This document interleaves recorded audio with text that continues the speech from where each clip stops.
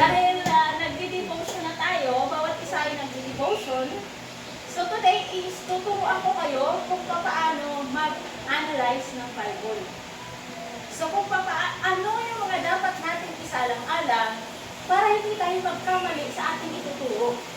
Diba? Minsan may mga interpretation tayo, meron tayong mga observation, meron tayong mga application. So ituturo ko sa inyo kung ano yung mga dapat isaalang-alang bago tayo mag-conclude kung ano ang ibig sabihin ng scripture. Halimbawa, nabasa mo yung Matthew 6:33, na-conclude ka na yun ang pagkakaunawa mo. Pero meron pang mas malalim doon para mas mapalawak mo pa yung revelation doon sa Bible. So, nagigets nyo ko. Tuturuan ko kayo kung paano mag-analyze mabuti para hindi tayo magkamali. Okay? So, di ba nga, natapik na natin ito ng devotion. Devotion lang, di ba? So, binigay ko yan sa inyo na nag-devotion kayo. And wala namang mali sa mga sagot ninyo. Lahat ng mga sagot ninyo ay tama naman siya. Tama naman siya kasi ano yun sa inyo, yung revelation sa inyo. So, ngayon, mas mapapalawak pa natin yung pagkakaunawa sa topic na yan. At tatalakayin natin ngayon. So, pinamagatan ko ito na the wedding. So, ang passage natin is 1 to verse 1 until 12. John chapter 2 verse 1 to 12. Pagkalipas ng 2 araw, may kasalan sa Kana sa Galilea. At naroon ang ina ni Jesus. Si Jesus at ang kanyang mga alagad ay inanyayahan din sa kasalan. Kinapos ng handang alak, kaya sinabi ng ina ni Jesus, "Anak, naubusan na sila ng alak." Sinabi ni Jesus, "Huwag po ninyo akong pangunahan ginang. Hindi pa po ito ang tamang panahon." Sinabi ng kanyang ina sa mga naglilingkod, "Gawin ninyo ang anumang sabihin niya sa inyo." May 6 na banga doon. Ang bawat isa ay naglalaman ng 75 hanggang 150 na litro. Ang mga ito ay nakalaan para sa paghuhugas ayon sa tuntuning panrelihiyon ng mga Hudyo. So yung mga tubig na yon ay nakalaan para ipanhugas. Nagigets nyo? Panghugas sana. Panghugas sana. Kaso, pinahakot ni Jesus yung tubig na yon. So, sinabi ni Jesus sa mga tumutulong doon, punuin ninyo ng tubig ang mga banga. At pinuno na nila ang mga banga. Pagkatapos nito, sinabi niya, kumuha kayo ng kakaunti at dalhin ninyo sa namamahala ng handaan. Dinalhan nga nila ang namamahala ng handaan at tinikman ito, ang tubig ay naging alak. Hindi niya alam kung saan ang galing iyon, subalit alam ng mga sumalok ng tubig, kaya tinawag niya ang mga lalaking ikinasal. At sinabi, ang masarap na alak ay unang inihahain kapag marami nang nainom ang mga tao, saka inihahain ang mababang uri. Ngunit sa huli ninyo nilabas ang masarap na alak. Ang nangyaring ito sa Kana sa Galilea, ang unang himalang ginawa ni Jesus. So sa pamamagitan nito, inihayag niya ang kanyang kapangyarihan at nanalig sa kanya ang mga alagad. So pagkatapos nito, pumunta si Jesus sa Capernaum kasama ng kanyang ina, mga kapatid at mga alagad. Sila'y nanatili doon ng ilang araw. So ano ang mapansin niyo dito? So anong observation natin? So observation number 1. Jesus came to the rescue. Jesus came to the rescue. Siya ang nag-rescue sa tiyak na kahingian. Di ba ikaw ba naman, ang sarap pa ng mga pahitin ng mga tao, bongga pa naman ang mga dumating. Mga mayayamanin pa, mga ano pa. Tapos, wala na kayong kalagitnaan pa lang, wala ka nang maibibigay. Katulad sa atin, naghanda tayo, nirimbita tayo ng birthday, kung sino-sino ang inimbita natin ng mga may kaya, mga ano, tapos, kalagitnaan pa lang ng birthday, wala na tayong pagkain. Di ba nakakahiya? Sobra nakakahiya. So, anong ginawa ni Jesus? Jesus came to the rescue. Siya ang nag-rescue doon. So, sabi sa Isaiah 46 verse 4, God says, I will continue to taking care of you until you are old, until your hair becomes gray. Diba? Sabi ng Panginoon, God says, I will continue to take good care of you until you are old, until Muslims pray. Di ba, ganyan pa tayo kamahal ng Panginoon. Iniingatan niya tayo katulad ng ginawa niya sa Kana, doon sa kasalan. Iningatan niya. Kung parang sabi dito, this is the first miraculous sign in the Gospel of John to reveal His glory, transforming water into wine to save a wedding celebration from shame. So, di ba, sinave ni Jesus Christ yung mga tao, yung kinasal sa tiyak na kahihiyan. Jesus came to the rescue. Siyempre, nakakahiya naman na sa magarbong kasalan, yung tapos, naubusan tayo ng alak, ng paghanda. So, di ba nakakahiya? So, nakita natin how Jesus taking care of us. Di ba?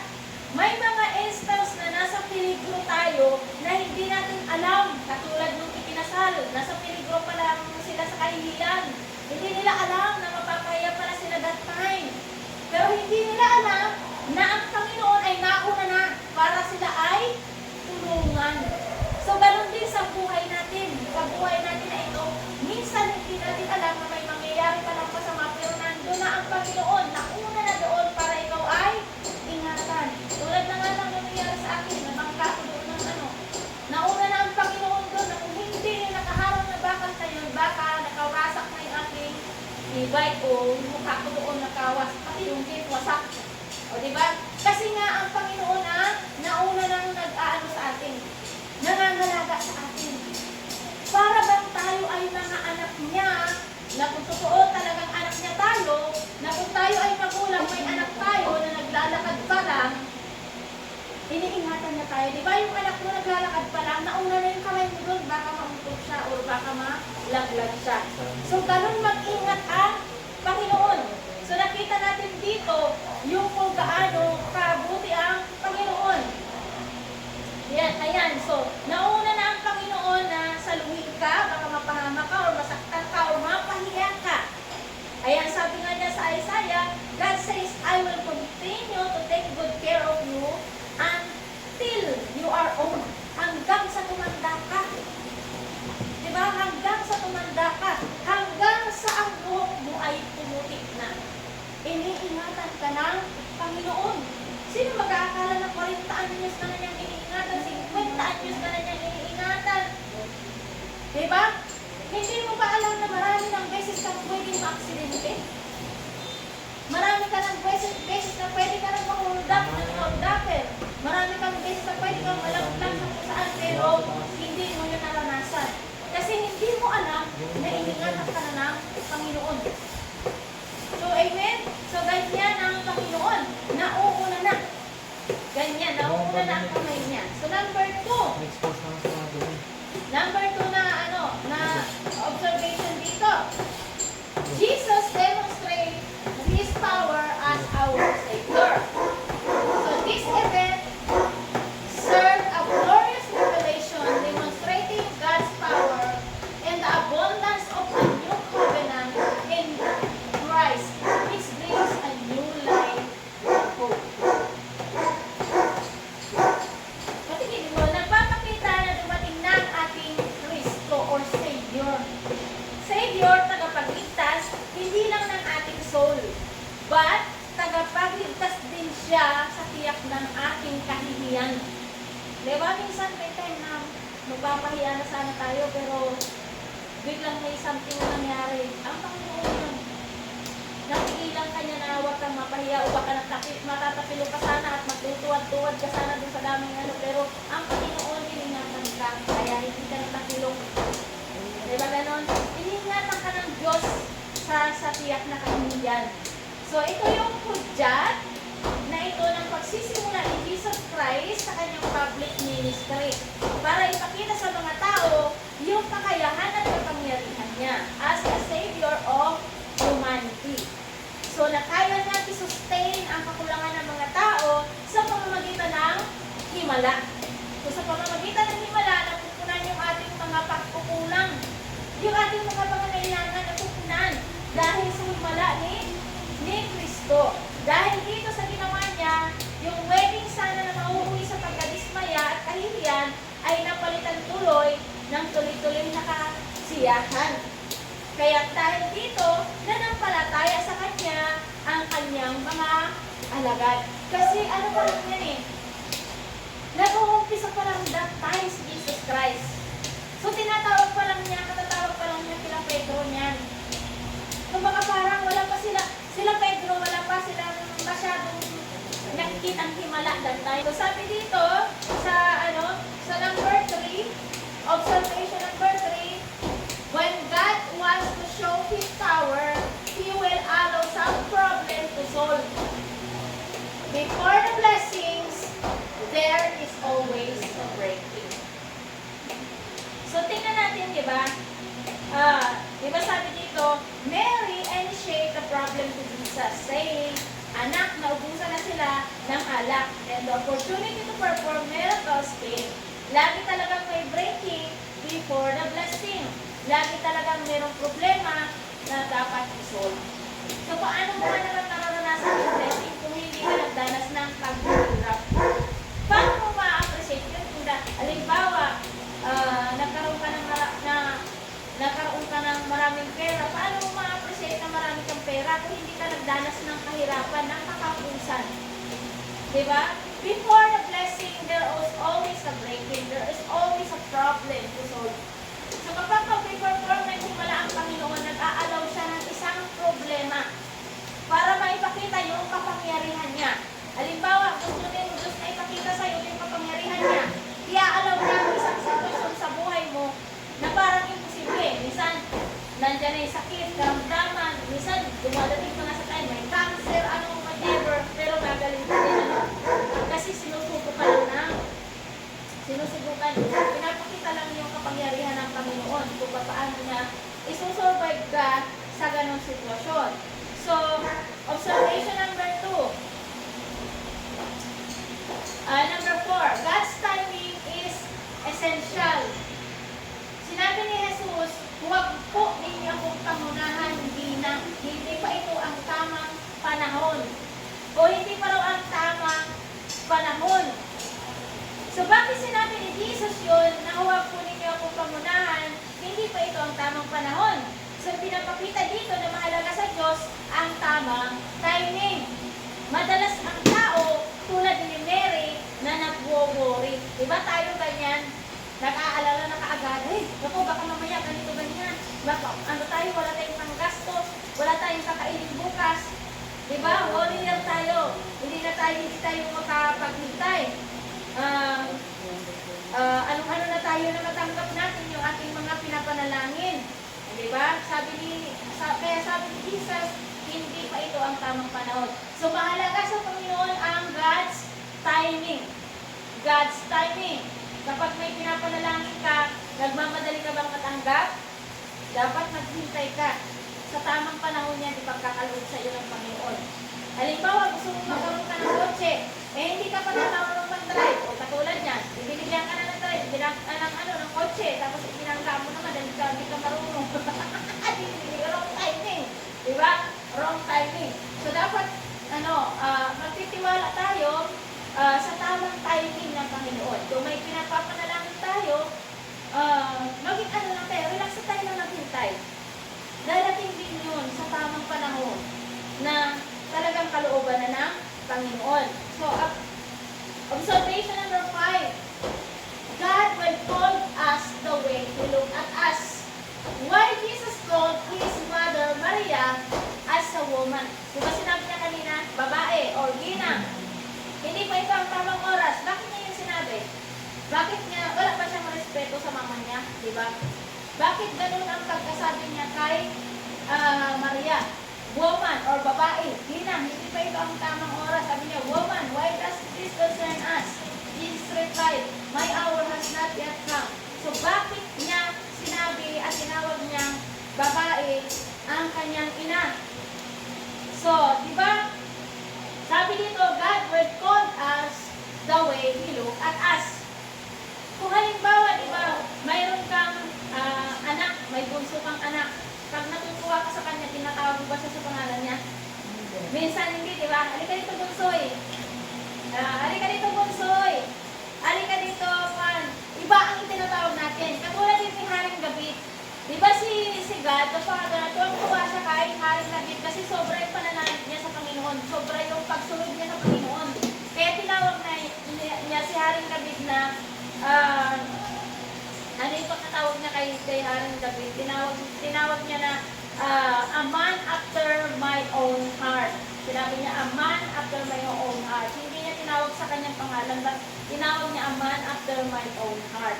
Kung baka pag natutuwa sa iyo ang Panginoon, hindi ka na niyang tatawagin na yung buong pangalan. Kung baka parang kung ano yung ano niya, kung ano yung pagkakilala niya sa iyo. So in this time, tinawag niyang woman si Maria, kasi in this time, si Maria ay hindi na niya magiging, hindi na niya tinuturing na mother in flesh. Kasi siya, magpiperform na siya as God.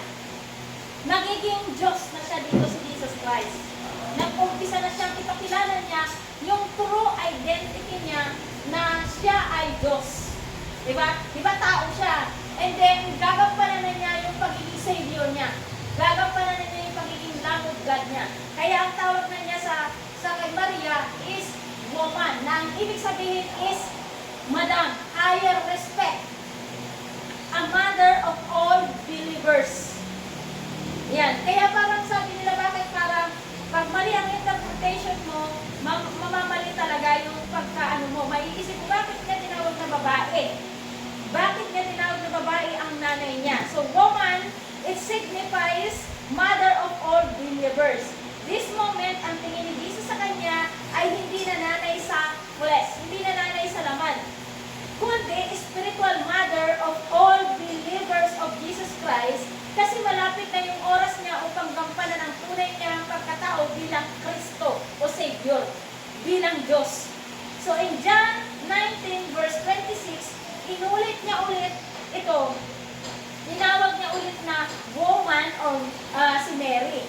Tinawag niya ulit na babae si Mary habang naghihingalo siya sa cross. Inihabilin niya kay Mary ang mga disipulo niya. So it means matatapos na ang pagiging ina ni Mary kay Jesus in human form.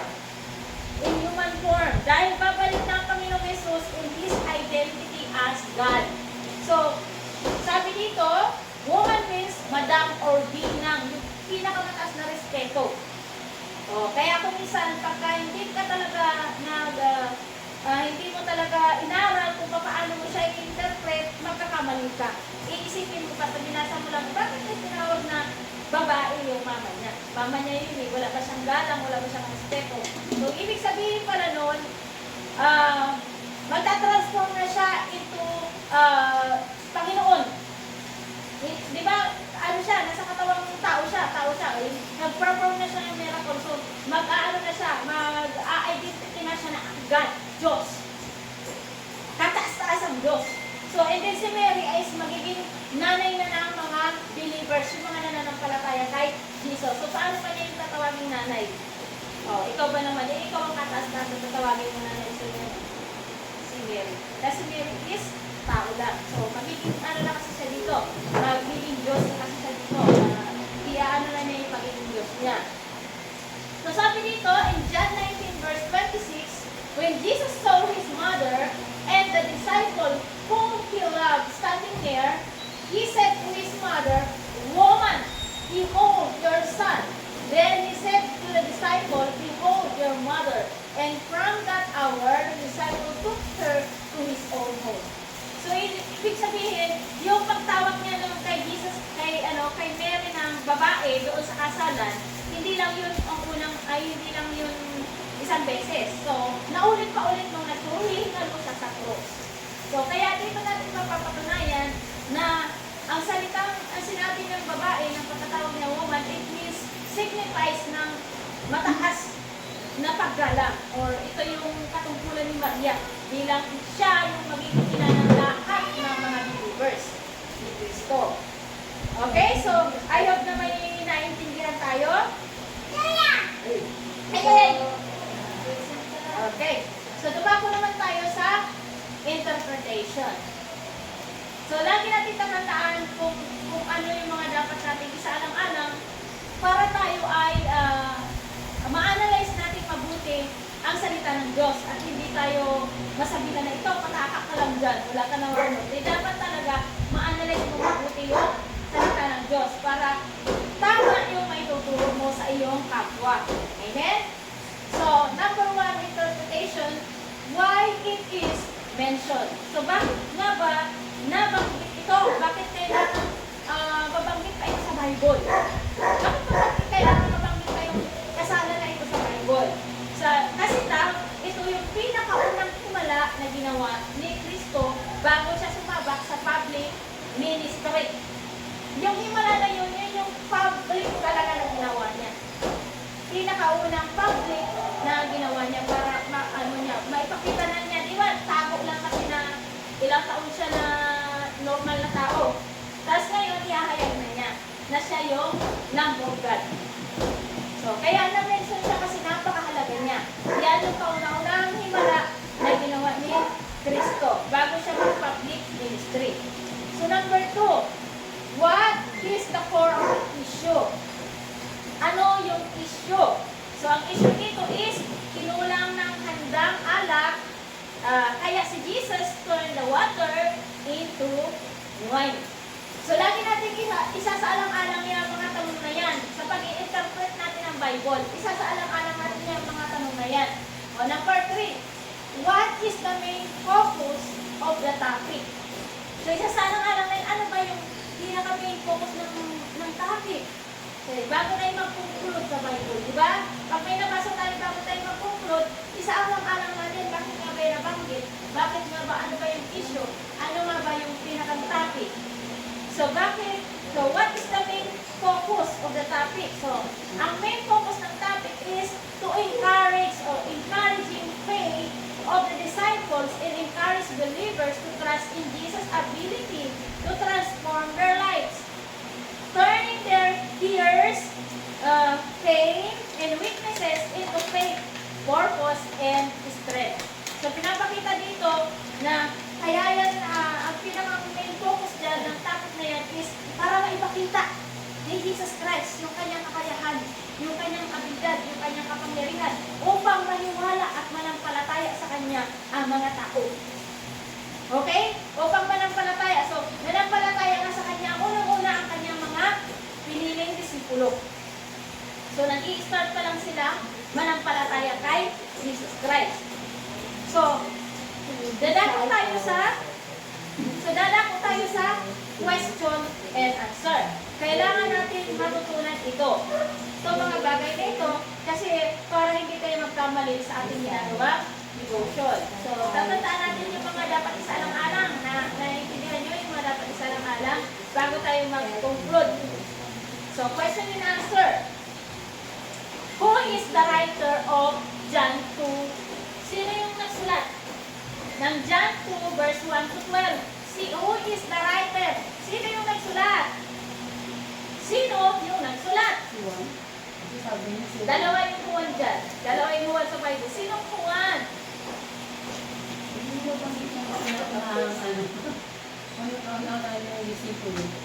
Okay. So, ang sagot dyan is si John the Apostle. Si John the Apostle. Si John the Apostle na nagsulat. Yung apostoles ni Cristo.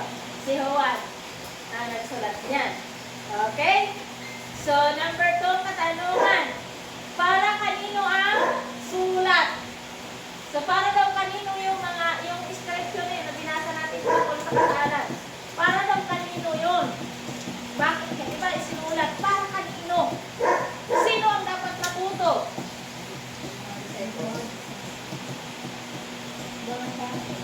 Mga tao. Okay. So, ang sagot is para kanino yung for everyone.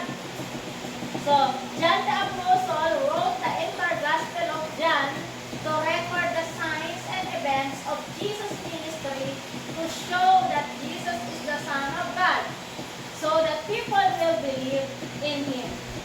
So, i-take note nyo yung mga ganyang bagay kasi yan ay kaalaman. Kapag may nagtanong sa inyo, alam na ninyo. So, isusulat ninyo para mayroon kayong mga kopya at hindi kayo pamali-mali. Alam mo yung pag may tanong sa inyo, mali na rin kasagot, hindi kawawa naman yung kasagot nyo naman. Okay, number 3 na katanungan na dapat natin isaalang-alang bago tayo magtutulod sa scripture. Number 3 katanungan. Who is the audience in the passage? So, iaano din natin yan. Who is the audience of the passage? Para may alam ka, sino yung mga sinasabihan niya noong time na yun? Sino yung mga tao doon? So, who is the audience of the passage? Okay, ito yung sagot. So, who is the audience in the passage? Ang sagot, iba't ibang lahi. Both Jews and Gentiles who are living in Roman Empire. So, yung mga taong nandoon sa time na yun, iba't ibang lahi yung nandoon sa time na yun. Noong kapanahon na yun, iba't ibang mga lahi yung nandoon. Yun. So, kailangan alam niyo yung mga ganyang bagay para naman, kailangan talaga nagsisearch kayo. Gumagamit kayo ng Google para lumawak pa yung inyong kaalaman. Kailangan lumawak yung ating kaalaman. So, number 4 na tayo. Who is mentioned in the passage? Sino raw yung mga nabanggit doon sa scripture? Doon sa scripture na sino mga tao? Sino yun? Si Maria, si Juan, at iba pa apostol, yung tagapamahala ng handaan, basa, yung pinasal, Mukhang si May na yung first honor kita. yan narinig ko lahat, narinig ko na. O, diba? O, kinita talaga ninyo. Nakikinig talaga mabuti. Nakikinig na masisinan. Okay? O, tingnan nyo. Who is to mention in the passage? Sagot, Jesus, Mary, disciples, the servants, the master of the feast, the bridegroom. O, sila yung mga na-mention doon na mga tauhan. So, isa yan sa mga isasalang-alang natin kapag nagbabasa tayo ng Bible at nag-i-interpret. Susunod, number 6. Ano ang pangyayari? Ano raw ang pangyayari? Okay. Okay. So, Jesus performed his first public miracle by turning the water into wine at the wedding in Cana. So, ano pa yung susunod na dapat isaalang-alang din? What is the passage about? Ang sagot, Jesus turns the water into wine just to save the wedding celebration from shame when the wine runs out. So, dapat sunod natin na dapat isalang-alang. When it was happened. Kailan ito nangyari? So, isasalang-alang din natin yan. Kaya kailangan natin si Google. Kung magbabasa tayo ng Bible, importante nakatabi natin si Google.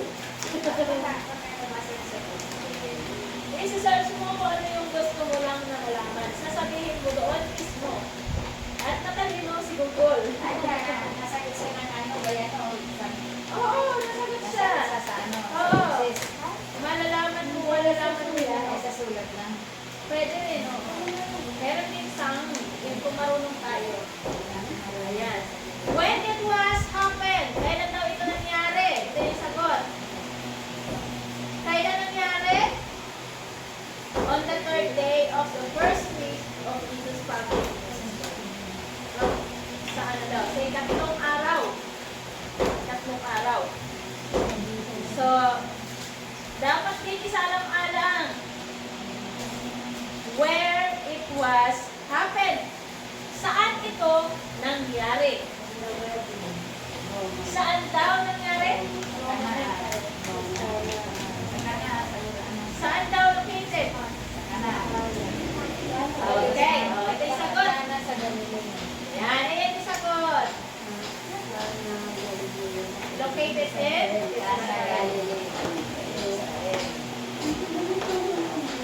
Okay?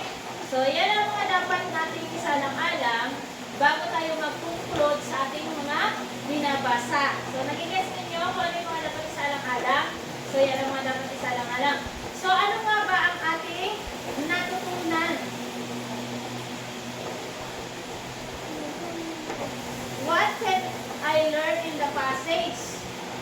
So number 1, Jesus can fill out our emptiness. Hindi ko nasulat yung our.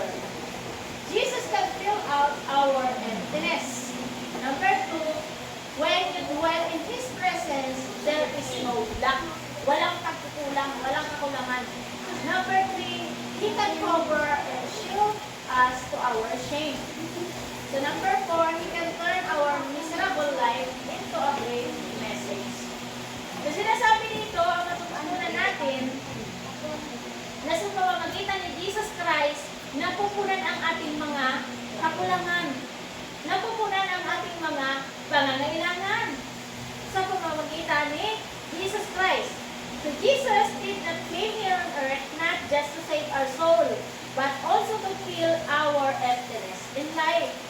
I also learned na where the presence of Christ is, there is no lack. So gusto niyo ba na there is no lack? Na walang pagkukulang? Na wala na kayong hahanapin pa? So lagi kayong mag-dwell sa presensya ng Panginoon. Diba? Lagi tayong mag-dwell sa presensya ng Panginoon. Kaya niya rin tayong i-cover o i-shield sa tiyak na kahihiyan. He can turn our mess into a great message. Yung magulo nating buhay, kaya niya niyang baguhin. Kaya niyang baguhin yung masimuot nating buhay. Katulad ng ginawa niya sa alak. So He can turn our shame into miracles. Like He did in the water, He turned into napakasarap na wine. So yan ang ating matutunan. Yan ang ating matutunan sa passage na ito. Sige, isulat muna natin bago tayo tumako sa ating application.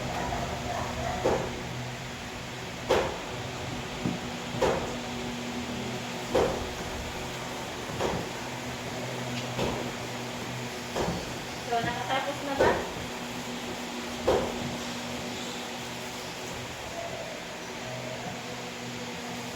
So, dapat lagi nyo rin babasahin yung mga kodigo nyo dyan pagdating nyo sa bahay. Napakahalaga na nire-refresh nyo yan. Kasi para hindi nyo mawaglit sa inyong isip. Sa dami natin intindihin sa bahay, wala na yan. Maano natin yan? Mawala. So, diba ko naman tayo sa ating application. So, application number 1, always call unto Him. Staying in His presence for everything we need is in Him. Na kanino daw ang lahat ng kailangan natin? Na kay Kristo. Gusto mo na nang baba ang buhay ng mga magulang mo? Na kay Kristo yun. Anong gagawin mo? Magpakabait ka. Maglingkod ka sa Kanya para matupad mo yung hinihingin mo. Gusto mo na magkaroon ng magandang buhay yung mga anak mo? Maglingkod ka kay Kristo kasi nasa Kanya yun. Nasa Kanya yung ating mga pangangailangan. Amen? Amen ba yun? Amen. Gusto mo na yung mga anak mo maging matagumpay sa pag-aaral nila. Na kanino yun? Nakasalalay. Na kay Kristo nakasalalay yun. So anong gagawin mo para matupad yun? Maglingkod ka sa Kanya. Kasi nasa sa Kanya ang lahat ng iyong mga pangangailangan. Hinahawakan niya ang lahat. Siya ang humahawak ng lahat-lahat sa ating buhay. So number 2, huwag magmadali. Application number 2, huwag magmadali or mainit sa ating mga hinihingi. Trust His timing. Trust His timing. Sabi nga sa Isaiah 60 verse 22, when the time is right, I, the Lord, will make it happen. Diba? Kahit ano pang gawin natin dyan, kung hindi pa napapanahon, hindi mo pa yan makakamtan. Kahit ano pa ang gawin natin pagpupursige sa ating mga hinihingi, kung hindi pa napapanahon, hindi pa yan mapapasa atin. So diba may mga nag-a-abroad? May mga nag-a-abroad na ang layunin nila is makaipon. Pero kung hindi naman talaga naka-align sa kalooban ng Panginoon ang kanilang mga ipon. Bakit? Para lang silang naglalagay ng butas ang kanilang lalagyan. So, nagigets niyo ba ako? Kahit anong ipon mo dyan, mapupunta pa rin yan sa mga sakit karamdaman, mga kagastusan, wala ka pa rin maiipon. Kasi ang sabi ng Panginoon, when the time is right, the Lord will make it happen. Tumino ka muna sa harap ng Diyos. Baka sakaling maawa siya, yung matagal pang panahon na dapat mong makakamtan, makamtan mo na ngayon. Dahil tumino ka na. Diba? May mga time kasi tayo na matitigas ang ating mga ulo. Ayaw nating sumunod sa kalooban ng Panginoon. Ayaw nating unahin ang kanyang righteousness. Nasabi sa Matthew 6:33, seek Him first in His righteousness. Yung kanyang katuwiran. In all these things, wala naman siya sinabi na ito lang nakapiranggot. Sabi niya, all these things shall be given unto you. Matthew 6:33. So kaya nga, bakit ako nagpupursige na nagturuan kayo, na talagang magbunga kayo?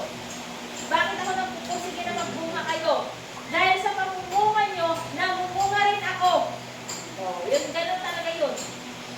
Namumunga rin ang aking paglilingkod sa Panginoon. Habang kayo ay namumunga. So kaya dapat tayo ay mamunga. So nagigets niyo ba ako? Yan ay ating kayamanan. Alam niyo ba na pagdating natin sa langit, may kanya-kanya tayong tatanggapin corona? Paano na nga lang kung ang corona mo ay coronavirus? Okay, corona.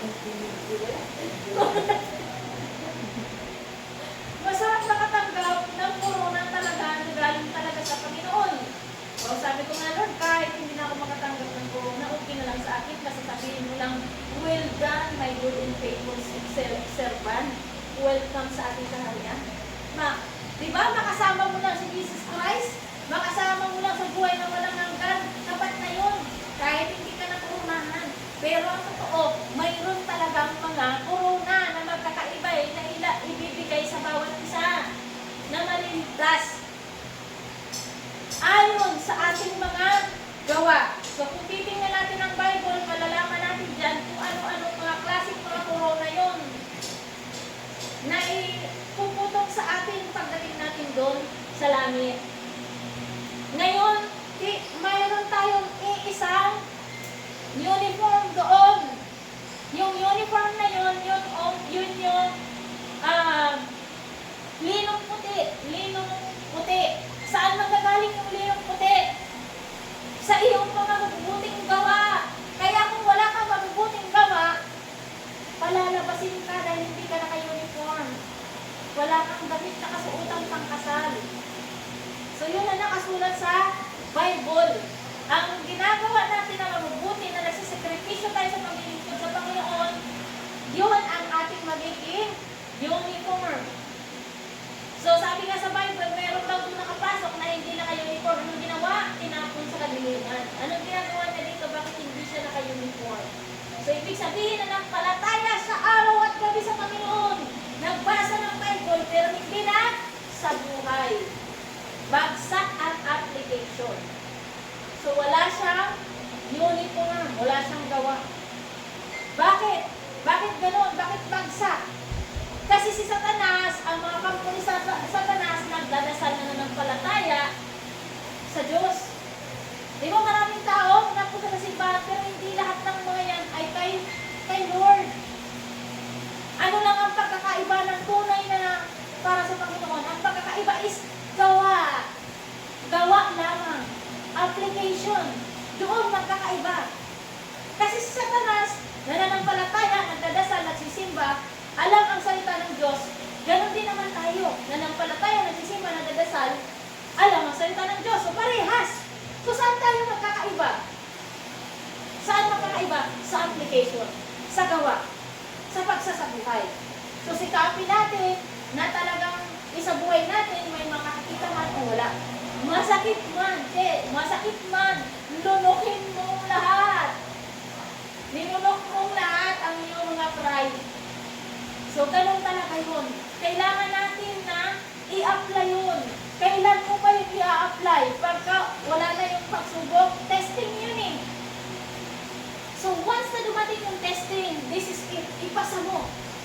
kailangan ma-check mo yan. Kailangan maipasa mo yan. Bakit? Para mag-grade 2 ka na. So pag grade 2 mo, ibang level naman yun. Pag grade 2 mo, grade 3 ka na naman. Kaya ang mga pagsubok na pagdadaanan ng isang Kristiyano ay pa-level up ng pa-level up. Kaya makikita mo rin ang pamumuhay ng isang Kristiyano, nagre-level up din. Makikita mo yan. Hindi lang sa financial, hindi lang sa aspeto ng physically, spiritually, mentally, emotionally, financially. Lahat yan mag-level up. Kasi ang Diyos pag nagpala, hindi lang yan kulang, hindi kulang. Kompleto yan. Kompleto solitados yan. Ang pagpapala ng Panginoon ay hindi katulad ng pagpapala ng mundo na nanalo ka sa loto pero wala kang proteksyon. Baka kuha mo ng pera, nahulgat ka, wala na. Patay na. Baka kuha mo ng pera, gastos mo, wala na, naubos na. Kasi walang wisdom, walang proteksyon. Iba ang pagpapala ng Panginoon. Kung pagyamanin ka man tulad ng mga yumaman na mga ano ng Panginoon, alagad ng Panginoon, si Abraham, si David, si Solomon, mga mayayaman na mga alagad ng Panginoon. Kung pagyamanin ka man niya, alam mo na ipaglilingkod mo yun sa Panginoon. Katiwala ka lang ng kayamanan yun. Hindi yun talaga sa'yo. So, di ba? Yung iba kasi, inaangkina na sa kanya talaga yun. Ang ginawa, sinulo na ng sinulo. Nakalimutan na pati paglilingkod sa Panginoon. Hindi na nag-donation church, hindi na nag-ano sa mga ano. Kaya nangyari ba? Corrupt. O, di ba? O, balik ulit sa Panginoon. Tumuturuan ka ulit ng Panginoon. So, hanggat hindi mo na ipapasa yung application na yan, paulit-ulit ka dyan. Paulit-ulit ka sa grade 1. So, kailangan ipapasa natin yan. Para hindi na tayo uulit sa sitwasyon na yan. Kung umulit man, wala na lang yan. Mani-mani na lang yan. Nalagpasan mo na yun eh. Diba? So, ganoon ang buhay. So, may naunawaan ba ang bawat isa kung paano mag-interpret, mag-analyze ng Bible? So, kailangan isang sa alam-alam natin yung mga bagay na yun. Para hindi tayo yung nag-interpret lang na sabihin sa'yo, patakak ka lang dyan. Wala ka namang basihan. Diba? Kailangan ka talaga may basahan ka sa lahat ng iyong mga sinasabi. Kailangan nakaangkla ka lang doon sa katotohanan. So, amen?